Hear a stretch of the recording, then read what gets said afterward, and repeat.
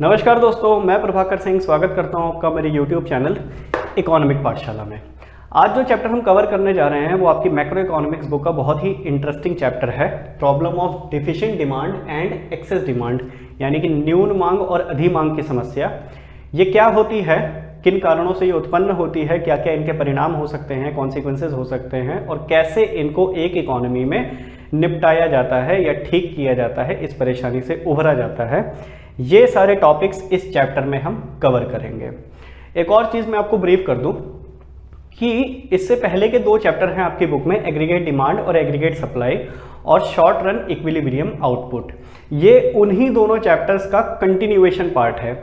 यदि आपने वो चैप्टर समझ रखे हैं तो ये वाला चैप्टर समझना थोड़ा सा आसान हो जाएगा। उन दोनों ही चैप्टर्स के वीडियो मैंने अपलोड कर दिए हैं, तो यदि आपने वो नहीं देखे तो पहले वो वाले वीडियो देख लीजिए, लिंक उनके आपको डिस्क्रिप्शन बॉक्स में मिल जाएंगे। तो शुरू करते हैं फिर इकोनॉमिक पाठशाला।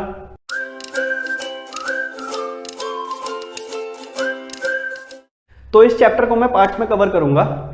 पहला पार्ट होगा इसका इंट्रोडक्शन का, यानी कि क्या है डेफिशिएंट डिमांड, क्या है एक्सेस डिमांड। अगले दो पार्ट्स में डेफिशिएंट डिमांड और एक्सेस डिमांड की प्रॉब्लम समझेंगे और क्या क्या इनके कॉजेस हो सकते हैं और क्या क्या इनके कॉन्सिक्वेंसेज हो सकते हैं, ये हम समझेंगे। और थर्ड पार्ट में मैं कवर करूंगा कि इन दोनों परेशानियों से निपटा कैसे जाता है, यानी कि फिस्कल पॉलिसीज क्या होंगी और मॉनेटरी पॉलिसीज क्या होंगी इनको ठीक करने के लिए। तो इंट्रोडक्शन से शुरू करते हैं फिर। और इंट्रोडक्शन समझने के लिए हमें दो तीन पॉइंट समझने पड़ेंगे। सबसे पहला है अनएम्प्लॉयमेंट, बेरोजगारी। बेरोजगारी का भी एक डिटेल्ड वीडियो मैंने अपने चैनल पे डाला हुआ है, उसका लिंक मैं डिस्क्रिप्शन बॉक्स में डाल दूंगा। अगर आपको डिटेल में समझना है तो वो वाला वीडियो देख लीजिए आप। तो अनएम्प्लॉयमेंट क्या होता है, तीन कंडीशंस हैं, तीन कंडीशन जो कोई भी व्यक्ति पूरी करने के लिए तैयार है या पूरी कर चुका है लेकिन फिर भी उसे काम नहीं मिलता, उस स्थिति को कहते हैं बेरोजगारी। कौन कौन सी है वो? एक है डिजायर, यानी कि इच्छा काम करने की, दूसरी है कैपेबिलिटी, योग्यता, और तीसरा है वेज रेट, मजदूरी दर। इन तीनों पर कोई भी व्यक्ति काम करने के लिए तैयार है लेकिन फिर भी उसको काम नहीं मिलता, उसको कहते हैं बेरोजगारी। उस व्यक्ति के अंदर इच्छा भी है काम करने की और योग्यता भी है काम करने की, जो काम वो मांगने जा रहा है वो काम करने की उसके अंदर योग्यता भी है, और जो उसको काम करने के बदले में पैसे मिलेंगे उस पर भी वो तैयार है। तो इन तीनों इच्छाओं को या शर्तों को पूरा करने के लिए व्यक्ति तैयार है लेकिन फिर भी उसको काम नहीं मिलता, उस व्यक्ति को कहते हैं बेरोजगार और उस स्थिति को कहते हैं बेरोजगारी, अनएम्प्लॉयमेंट। अब इसको दो हिस्सों में बांटा गया है आपकी किताब के अनुसार। एक है वॉलंटरी, एक है इनवॉलंटरी, यानी कि ऐच्छिक और अनैच्छिक बेरोजगारी। ऐच्छिक बेरोजगारी तो वो है जो अपनी मर्जी से बेरोजगार रहते हैं, कई व्यक्ति काम ही नहीं करना चाहते, मनी नहीं उनका काम करने का, तो उन व्यक्तियों को कहते हैं ऐच्छिक बेरोजगार। और ऐसे ही अनैच्छिक बेरोजगार जो अपनी इच्छा के विरुद्ध बेरोजगार रहते हैं। कौन सी सिचुएशन है वो? ये वाली, कि उसकी इच्छा है काम करने की लेकिन वो काम नहीं कर मिलता उसको कहते हैं अनैच्छिक बेरोजगार। ठीक है भैया, ये हैं दो बेरोजगारी के कॉन्सेप्ट। इसके अलावा दो और हैं, एक है फ्रिक्शनल अनएम्प्लॉयमेंट, एक है नेचुरल अनएम्प्लॉयमेंट। क्या होता है ये? फ्रिक्शनल अनएम्प्लॉयमेंट को हिंदी में कहते हैं संरचनात्मक बेरोजगारी। ये बेरोजगारी है जब कोई भी व्यक्ति टेक्नोलॉजी चेंज होने की वजह से बेरोजगार हो जाता है। अब जैसे पहले लिखा पढ़ी का काम, हिसाब किताब का काम पेपर पेन लेकर किया जाता था, जोड़ घाट की जाती थी। उसके बाद आ गए कंप्यूटर, है ना, उसके बाद सारे ये काम कंप्यूटर पर होने लगे। अब जो व्यक्ति पहले लिखा पढ़ी का काम पेन से करते थे उसमें से हो सकता है कुछ व्यक्तियों ने कंप्यूटर सीख लिया और कुछ व्यक्तियों ने कंप्यूटर नहीं सीखा या फिर नहीं सीख पाए, और ना सीख पाने की वजह से उनकी नौकरी चली गई, बेरोजगार हो गए वो। तो उस तरह के बेरोजगार व्यक्ति को कहते हैं फ्रिक्शनल अनएम्प्लॉय और उस स्थिति को कहते हैं फ्रिक्शनल अनएम्प्लॉयमेंट। तो ये है संरचनात्मक बेरोजगारी जो टेक्नोलॉजी चेंज होने की वजह से आती है इकोनॉमी में। एक है नेचुरल अनएम्प्लॉयमेंट। नेचुरल अनएम्प्लॉयमेंट ये वाली स्थिति है ऐच्छिक बेरोजगार वाली, कि किसी भी इकोनॉमी में ये वाली सिचुएशन हमेशा बनी रहती है कि कुछ व्यक्ति बेरोजगार रहते ही रहते हैं। सरकार अगर सभी को काम दे देगी तो उसमें से भी कुछ व्यक्ति बेरोजगार रहते हैं। वो कौन से? जो अपनी इच्छा से बेरोजगार रहना पसंद करते हैं, उसको कहते हैं नेचुरल अनएम्प्लॉयमेंट। ठीक है, ये थे अनएम्प्लॉयमेंट जो आपकी बुक में लिखे हुए हैं। एक है डिमांड लेबर। डिमांड लेबर होता है कि प्रोड्यूसर्स प्रोडक्शन करने के लिए जितने भी लेबर्स की डिमांड करेंगे उसको कहते हैं डिमांड लेबर, ठीक है। एक है सप्लाई लेबर।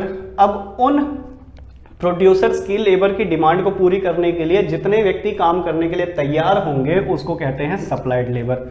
तो एक इकोनॉमी में प्रोड्यूसर्स जितनी डिमांड कर रहे हैं लेबर्स की उसको कहते हैं डिमांड लेबर, और जितने व्यक्ति काम करने के लिए एक इकोनॉमी में तैयार हैं उसको कहते हैं सप्लाइड लेबर।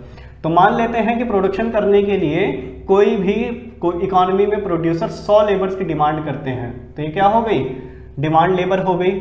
और जो काम करने वाले तैयार व्यक्ति हैं वो 80 ही हैं, तो वो क्या हो गई, सप्लाई लेबर हो गई। ठीक है भैया, ये है डिमांड लेबर और सप्लाइड लेबर। एक सिचुएशन है फुल एम्प्लॉयमेंट और अंडर एम्प्लॉयमेंट वाली। ये क्या होती है, ध्यान से समझना इसको। फुल एम्प्लॉयमेंट, इससे पहले जो 2 चैप्टर अपलोड किए थे, एग्रीगेट डिमांड, एग्रीगेट सप्लाई और शॉर्ट रन इक्विलिब्रियम, उसमें हमने एग्रीगेट डिमांड और एग्रीगेट सप्लाई पर पूरा डिटेल्ड एक्सप्लेनेशन, डिटेल्ड चर्चा कर रखी है, विस्तार से चर्चा कर रखी है। तो अगर वो वाला वीडियो आप देख लेना, लिंक उसका डिस्क्रिप्शन बॉक्स में दे दिया है मैंने। क्या था एग्रीगेट डिमांड, कि एक लेखा वर्ष में, एक फाइनेंशियल ईयर में, एक इकोनॉमी में सभी व्यक्ति, राष्ट्र के सभी व्यक्ति जितना पैसा खर्च करने की योजना बना रहे हैं उसको कहते हैं एग्रीगेट डिमांड। ठीक है, यानी कि समग्र मांग है कि इतने रुपयों का सामान हम एक साल में खरीदेंगे लगभग। ऐसे ही एग्रीगेट सप्लाई, कि सभी प्रोड्यूसर्स एक फाइनेंशियल ईयर में जितने रुपए का सामान बेचने के लिए तैयार हैं उसको कहते हैं एग्रीगेट सप्लाई। ठीक है, तो मान लेते हैं कि सभी प्रोड्यूसर्स एक साल में ये प्लान बना रहे हैं कि हम 10 लाख रुपए का सामान बेचेंगे एक साल में, और ऐसे ही लोग योजना बना रहे हैं कि हम लगभग एक साल में 8 लाख रुपए का सामान खरीदेंगे या इतने पैसे अपनी जेब से खर्च करेंगे। एक कॉन्सेप्ट था कि जितनी ज़्यादा इनकम होगी उतनी ही ज़्यादा डिमांड होगी, और जितनी ज़्यादा इनकम होगी उतनी ही ज़्यादा सप्लाई होगी, ये वाला कॉन्सेप्ट भी था। अब जो एग्रीगेट सप्लाई है वो सभी प्रोड्यूसर्स की मिलाकर है, एक साल में इतने का सामान वो बेचेंगे, और जितने का सामान वो बेचेंगे उतनी उनकी इनकम होगी। तो हम ये कह सकते हैं कि एग्रीगेट सप्लाई जो है वो हमारे राष्ट्र की इनकम है, वाई से इंडिकेट करते थे इसको, तो राष्ट्र की इनकम है, या फिर इसको ये भी कह सकते हैं कि जीडीपी है वो एक राष्ट्र की। तो एग्रीगेट सप्लाई ही इनकम है या फिर जीडीपी होती है। ये कॉन्सेप्ट समझ गए। अब ये देखते हैं फुल एम्प्लॉयमेंट और अंडर एम्प्लॉयमेंट क्या होता है। फुल एम्प्लॉयमेंट है कि जितना प्रोड्यूसर्स एक साल में प्रोडक्शन करने के लिए तैयार हैं और उस प्रोडक्शन को करने के लिए जितनी वो सब लेबर की डिमांड करते हैं मार्केट में उतनी ही लेबर्स की सप्लाई हो रही है। इस 10 लाख रुपए का सामान का प्रोडक्शन करने के लिए उसको अगर 1000 लेबर्स की ज़रूरत है, सप्लाई लेबर डिमांडेड लेबर, और उतने ही व्यक्ति लगभग तैयार हैं काम करने के लिए एक इकोनॉमी में, और सभी को काम मिल जाता है, उसको कहते हैं फुल एम्प्लॉयमेंट। ठीक है, ऐसे ही एक सिचुएशन है अंडर एम्प्लॉयमेंट। ये क्या होती है कि जितनी डिमांड है लेबर्स की, सप्लाई उससे ज़्यादा है। यहाँ पर 1000 की ही डिमांड है कि वो 10 लाख रुपए की जो योजना बना रहा है सप्लाई करने की, उसका प्रोडक्शन करने के लिए उसको 1000 लेबर्स की ही ज़रूरत है, 1000 में उसका काम हो जाएगा। लेकिन जो सप्लाई लेबर है वो 1200 है, 1200 लोग काम करने के लिए तैयार हैं, लेकिन काम किसको मिला, सिर्फ 1000 लोगों को ही काम मिला, 200 क्या रह गए, अनएम्प्लॉय रह गए। इसको कहते हैं अंडर एम्प्लॉयमेंट। ठीक है, इक्विलिब्रियम 10 लाख पे पूरा हो जाएगा, एग्रीगेट डिमांड और एग्रीगेट सप्लाई बराबर हो जाएगी, 200 व्यक्ति बेरोजगार रह जाते हैं, उस स्थिति को कहते हैं अंडर एम्प्लॉयमेंट। ठीक है, ऐसे ही फुल एम्प्लॉयमेंट इक्विलिब्रियम, इसको कहते हैं फुल एम्प्लॉयमेंट इक्विलिब्रियम, कि जहां पर सभी लोगों को काम भी मिल जाए और एग्रीगेट डिमांड एग्रीगेट सप्लाई के बराबर भी हो जाए। और एक है अंडर एम्प्लॉयमेंट इक्विलिब्रियम, जहां पर एडी एएस के बराबर तो हो जाए, लेकिन सप्लाइड लेबर ज़्यादा है डिमांड लेबर से, कि लेबर की सप्लाई ज़्यादा हो रही है और डिमांड कम है लेबर की। उस स्थिति में भी एग्रीगेट डिमांड एग्रीगेट सप्लाई के बराबर तो हो जाएगी, लेकिन कुछ लोग बेरोजगार रह जाते हैं, उसको कहते हैं अंडर एम्प्लॉयमेंट इक्विलिब्रियम। ठीक है, ये है एक कॉन्सेप्ट। अब समझते हैं न्यून मांग और अधिमांग की समस्या क्या होती है। अगर आप ये समझ गए एग्रीगेट डिमांड और एग्रीगेट सप्लाई, तो अब न्यून मांग और अधिमांग की समस्या भी समझ जाओगे क्या होती है। अब ये आपको पता है कि डिमांड यानी कि एग्रीगेट डिमांड उतने ही पैसों की होगी जितने की लोगों के पास है, जितना पैसा लोगों के पास है उतने की ही डिमांड होगी। अब अगर लोगों के पास 8,000 रुपए हैं, आपके परिवार का ही उदाहरण लिया जाए कि आपके परिवार की तनख्वाह 20,000 रुपए ही है, तो 20,000 रुपए के ही सामान खरीदोगे आप बाजार में जाकर। उससे के ज्यादा का सामान आप कब खरीदोगे? जब आपकी तनख्वाह बढ़ जाएगी, 20 से 30,000 हो जाएगी। आप ज्यादा का सामान खरीद सकते हो अभी, लेकिन आप नहीं खरीद रहे हो। क्यों? क्योंकि आपकी तनख्वाह कम है। और ऐसे ही एग्रीगेट सप्लाई उतने की ही होगी जितने की मार्केट में डिमांड है ना, जितने की मार्केट में डिमांड है। अगर मार्केट में डिमांड ही 20,000 रुपए की है और सप्लायर 30,000 रुपए का सामान बना के क्या करेगा? 10,000 रुपए का खराब चला जाएगा उसका, है ना। तो ये है। अब एग्रीगेट डिमांड क्या है, अधिमांग की समस्या समझते हैं सबसे पहले कि एग्रीगेट डिमांड ज्यादा है एग्रीगेट सप्लाई से।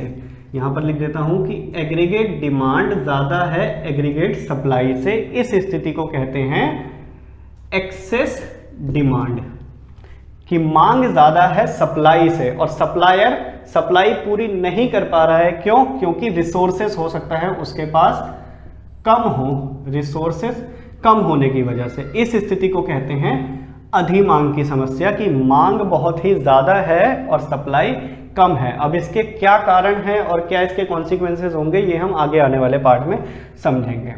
अब न्यून मांग ऐसे ही, न्यून मांग की स्थिति है कि जहां पर एग्रीगेट सप्लाई ज्यादा है एग्रीगेट डिमांड से। इसको कहते हैं डिफिशिएंट डिमांड।